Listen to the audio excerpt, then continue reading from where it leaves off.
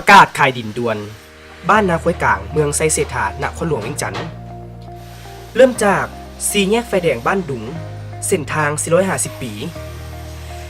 แลนซื้อไปประมาณ500 เมตรเส้นทางมาทางขวามิตรภาพจะเห็นป้ายดินแบ่งขายอยู่เบื้องขวามือ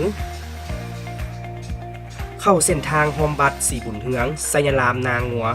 แล้วจะเห็นโฮมเข้าไปหาที่ดินที่ต้องการขายขี่เข้าไปประมาณ10 เมตรจะเห็นดินที่ต้องการขายอยู่เบื้องซ้ายมือเนื้อที่ดินทั้งหมดแมน 4,730 ตารางเมตรเป็นดินถมแล้วสามารถปลูกสร้างได้เลยมีไฟฟ้าน้ำประปาสะดวกสบายราคาขายแมน550 บาทต่อตารางเมตรราคาสามารถต่อรองกันได้สนใจติดต่อสอบถามได้ที่เบอร์030 944 2137และ030 527 6261ขอขอบใจ